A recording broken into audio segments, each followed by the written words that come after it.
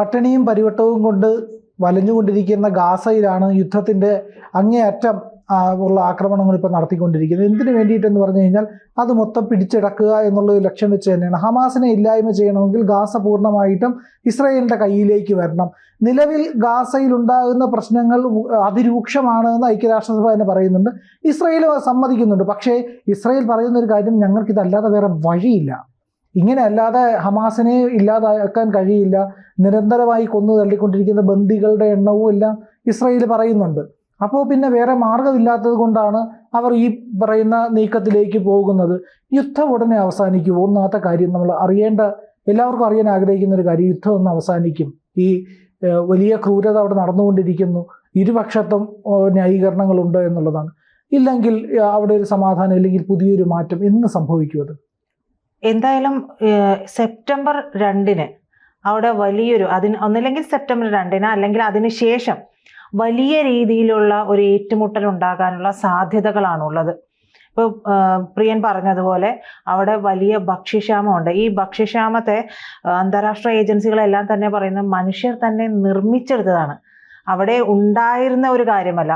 അവിടെ എല്ലാ രീതിയിലും ജനങ്ങൾ താമസിച്ചു കൊണ്ടിരുന്ന, അവർക്ക് അത്തരത്തിലുള്ള ഒരു ക്ഷാമമേ ഇല്ലാതെ അവർ ജീവിച്ചു കൊണ്ടിരുന്ന ഒരു സ്ഥലം. എന്നാൽ വലിയ സെക്യൂരിറ്റി ഒന്നും പറയാൻ പറ്റില്ല. കാരണം പിന്നിലുള്ളത് മുഴുവൻ ഒരു മനുഷ്യനുണ്ടെങ്കിൽ അവൻ്റെ പിന്നിൽ ഒരു ഹമാസ് ഉണ്ടാവും. ആ രീതിയിലാണെങ്കിലും അവർ ജീവിച്ചു കൊണ്ടിരുന്നത്. പക്ഷെ ഇവിടെ നമ്മൾ കാണുന്നുണ്ട് പല വീഡിയോകളിലും ഈ പറയുന്നത് പോലെ ഭക്ഷണത്തിന് വേണ്ടിയിട്ട് കുട്ടികളൊക്കെ കരയുന്നത് കാണുമ്പോൾ നമ്മുടെ ഉള്ളു പോലും അറിയാണ്ടൊന്ന് വിതുമ്പി പോകുന്ന ഒരു സാഹചര്യമുണ്ട്. ഇപ്പൊ അവിടെ നോക്കുകയാണെങ്കിൽ റോഡ് തകർന്ന് എന്താ പറയുക, ആംബുലൻസുകൾക്ക് പോലും സഞ്ചാര യോഗ്യമല്ലാത്ത ഒരു അവസ്ഥയാണ്. അത്രത്തോളം പരിതാപകരമായിട്ടുള്ള രീതിയാണ്. ICU ഒക്കെ നിറഞ്ഞു കവിഞ്ഞു എന്നുള്ളതാണ്. ഇനി ഒരാളെ പരിക്കേറ്റാൽ പോലും കൊണ്ടുവന്ന് അത്യാഹിതത്തിൽപ്പെട്ട ഒരാളെ കൊണ്ടുവന്ന് കിടത്താൻ പോലും സാഹചര്യമില്ലാത്ത അവസ്ഥ. ഇതിലും ഏറ്റവും ഭീകരം എന്ന് പറയുന്നത് പലായനം ചെയ്യുന്നവരാണ്. ജീവിത മാർഗങ്ങളൊന്നുമില്ലാതെ ഇട്ട വസ്ത്രത്താലെ, മുഷിഞ്ഞിട്ടുള്ള ആ ഇട്ട വസ്ത്രത്താലെ പലായനം ചെയ്യുന്നവർ അതേതാണ്ട് 5 ലക്ഷം കവിയുന്നു എന്നുള്ളതാണ് കണക്കുകൾ സൂചിപ്പിക്കുന്നത്. ഇതിനിടയിലാണ് ഞാൻ പറഞ്ഞതുപോലെ സെപ്റ്റംബർ 2 എന്ന് പറയുന്നത് ഒരു പ്രധാനപ്പെട്ട ദിവസമായി അവിടെ മാറാനുള്ള സാധ്യതകൾ. അതിൻ്റെ പ്രധാന കാര്യം എന്ന് പറഞ്ഞിട്ടുണ്ടെങ്കിൽ 10,000-കണക്കിന് റിസർവിസ്റ്റുകൾ ഡ്യൂട്ടിക്ക് എത്തും IDF-ലേക്ക്, അതായത് ഇസ്രായേലി ഫോഴ്സിലേക്ക് എത്തും എന്നുള്ളതാണ് പറയുന്നത്. അതോടൊപ്പം തന്നെ ഈ പറയുന്ന ഹമാസുകൾ റിക്രൂട്ട് ചെയ്തിട്ടുണ്ട്, അവരിലേക്ക് ആളുകളെ റിക്രൂട്ട് ചെയ്തിട്ടുണ്ട് എന്നാണ് പറയുന്നത്. ഏതാണ്ട് അത് 15,000-ഓളം പ്രവർത്തകരെയാണ് ഈ പറയുന്ന യുദ്ധകാലത്ത് ഹമാസ് റിക്രൂട്ട് ചെയ്തിരിക്കുന്നത് എന്നാണ്. വീണ്ടും ഇവർ റിക്രൂട്ട് ചെയ്തിട്ടുണ്ട് എന്ന് പറയുമ്പോൾ അത് ഏത് വിഭാഗത്തിന്, അതായത് ഹിസ്ബുള്ളയുണ്ട്, ഹൂത്തീസ് ഉണ്ട്, ഇവർ എവിടെ നിന്നാണ് ഈ ആളുകളെ റിക്രൂട്ട് ചെയ്യുന്നത് എന്നുള്ളത് നമുക്ക് എന്തായാലും അത്ര എന്താ പറയുക, അതറിയാനുള്ള യാതൊരു സോഴ്സുകളും നമുക്ക് കിട്ടുന്നില്ല. പക്ഷെ ഇത്രത്തോളം പേരെ ഇവർ റിക്രൂട്ട് ചെയ്തിട്ടുണ്ടെന്നുള്ള റിപ്പോർട്ടുകളൊക്കെ വരുന്നുണ്ട്. ഈ വർഷം മെയ്യിൽ ഹമാസ് പലസ്തീൻ ഇസ്ലാമിക് ജിഹാദി പോരാളികളെ കുറിച്ചുള്ള ഡാറ്റാബേസിൽ ഉണ്ടായിരുന്ന ഏതാണ്ട് 47,653 പേരുകളിൽ ഭൂരിഭാഗവും കൊല്ലപ്പെട്ടു എന്നുള്ളതാണ് വരുന്ന വിവരം. അപ്പോൾ ഇത്രയും പേര് കൊല്ലപ്പെട്ടതിന് ശേഷം ഇവർ റിക്രൂട്ട് ചെയ്തുകൊണ്ടിരിക്കുകയാണ്, ഹമാസുകൾ റിക്രൂട്ട് ചെയ്തുകൊണ്ടിരിക്കുകയാണ് എന്ന് പറയുമ്പോൾ അത് അവർ വീണ്ടും, അതായത് ഒരു യുദ്ധത്തിന് തന്നെ അല്ലെങ്കിൽ ഒരു ഏറ്റുമുട്ടലിന് വേണ്ടി തന്നെ അവർ നിലകൊള്ളുന്നു എന്നുള്ളതാണ് മനസ്സിലാക്കേണ്ടത്. ഇത്രയേറെ തിരിച്ചടികൾ നേരിട്ടു, ഹമാസുകൾ ഏതാണ്ട് നാമാവശേഷമായി എന്നുള്ളത് ഇസ്രായേൽ പറഞ്ഞ ഒരു സാഹചര്യമുണ്ട്.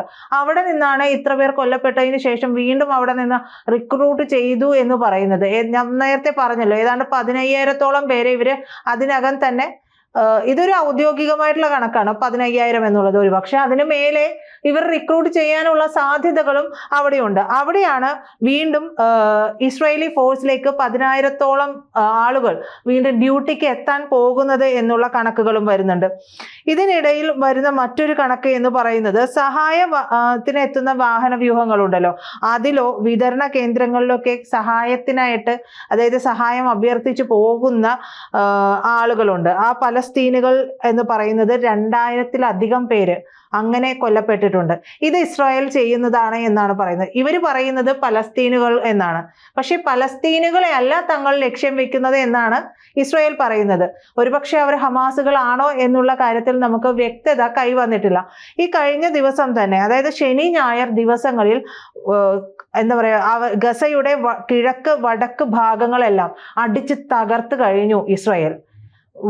ഭയങ്കരമായിട്ടുള്ള വ്യോമാക്രമണങ്ങളാണ് അഴിച്ചുവിട്ടത് എന്നാണ് പറയുന്നത്. അവിടെയുള്ള സെയ്തൗൺ, ഷെജായ എന്നിവിടങ്ങളിലെല്ലാം രാത്രി സ്ഫോടനം വളരെ ഭീതിതമായിട്ടുള്ള രീതിയിൽ നടന്നു എന്ന് പറയുന്നു.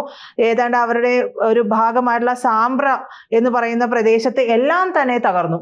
പൂർണ്ണമായി ആ നഗരം തന്നെ ഇല്ല എന്ന് പറയുന്ന അവസ്ഥയിലേക്ക് എത്തി.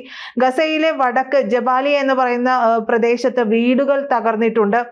കൂടാതെ ഇതിനിടയിൽ വരുന്നത് അത് 401-ാം കവചിത ബ്രിഗേഡ് ജബാലിയയിലേക്ക് മടങ്ങിയെത്തി എന്നുള്ളത് ഇസ്രായേലി ഫോഴ്സ് പറയുന്നുണ്ട്.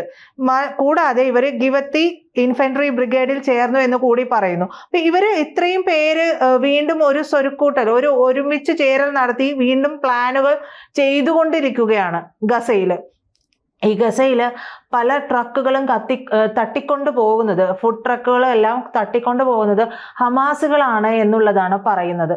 പക്ഷെ അത് നമുക്ക് ഇത്രയൊക്കെ രൂക്ഷമാകുന്ന സമയത്ത് നമുക്ക് പൂർണ്ണമായിട്ടും ഇത് ഈ പറയുന്ന പോലെ ഇവർ തന്നെയാണ്, ഹമാസുകളാണ് ഈ തട്ടിക്കൊണ്ടു പോകുന്നത് എന്നുള്ളത് ശരിവെക്കാനും വഴിയില്ല. കാരണം രണ്ട് തരത്തിലുള്ള കാര്യങ്ങൾ റിപ്പോർട്ട് ചെയ്യുന്ന മാധ്യമങ്ങൾ എടുത്തു നോക്കുമ്പോഴും അവിടെ പ്രിയൻ പറഞ്ഞതുപോലെ തന്നെ കൊല്ലപ്പെടലുകൾ, അതായത് ആളുകൾ മരിച്ചു വീഴുന്നുണ്ട്, ഭക്ഷ്യക്ഷാമം കൊണ്ട് മരിച്ചു വീഴുന്നുണ്ട്.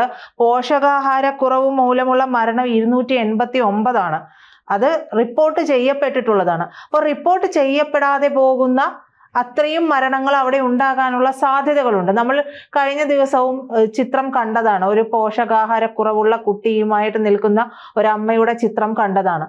അപ്പോൾ അതൊക്കെ മനുഷ്യ മനസാക്ഷിയെ മരവിപ്പിക്കുന്ന ഒരു കാര്യം തന്നെയാണ്. അപ്പോൾ ഇസ്രായേൽ പറയുന്നത് അവരുടെ നിലനിൽപ്പിന്റെ ഭാഗം എന്ന് പറയുമ്പോഴും ഇത്രത്തോളം ആളുകൾ കൂട്ടത്തോടെ മരിച്ചു വീഴുമ്പോൾ അതിലേക്ക് ഒരു സമാധാനം കൊണ്ടുവരാൻ എന്താണ് ഒരു പോംവഴി എന്നുള്ളത് ചിന്തിക്കേണ്ട ഒരു വിഷയമാണ്. മാത്രമല്ല, നെതന്യാഹു എന്ന് പറയുന്നത് ഏതാണ്ട് യുക്രൈനിയൻ പ്രസിഡന്റ് സെലൻസ്കിയുടെ ഒരു അവസ്ഥയിൽ നിൽക്കുന്ന ഒരാളാണ്. അതായത് ഈ പറയുന്ന നെതന്യാഹുവിന് നേരെയും കേസുകൾ അനവധിയാണ്. ഈ കേസുകളിലൊക്കെയും ഇപ്പോൾ ഒരു ഹർജി കൊടുത്തു, അതിന്റെ വിചാരണ തടഞ്ഞു വെച്ചിരിക്കുകയാണ് എന്നുള്ള വിവരമാണ് വരുന്നത്. അപ്പൊ ഈ യുദ്ധം ഇല്ലാതെ ആയിട്ടുണ്ടെങ്കിൽ നെതന്യാഹു വിചാരണ ചെയ്യപ്പെടുകയും ഒരുപക്ഷെ ശിക്ഷ അനുഭവിക്കേണ്ടിയും വരുന്ന സാഹചര്യം അവിടെ നിലനിൽക്കുന്നുണ്ട്. അതുകൊണ്ട് പൂർണ്ണമായിട്ടും നമുക്ക് ഇതിനെ ഈ ഒരു ഇത്രയും ക്രൂഷ്യലായ ഒരു അവസ്ഥയിൽ രണ്ട് ഭാഗത്ത് നിൽക്കാനും സാധിക്കാത്ത അവസ്ഥയാണ്. കാരണം പലസ്തീൻ ഇല്ലാതെയാക്കാൻ ശ്രമം നടത്തിക്കൊണ്ടിരിക്കുന്നത് ആരാണ്? അത് ഹമാസുകളാണ്, അവിടുത്തെ നഗരവാസികളല്ല.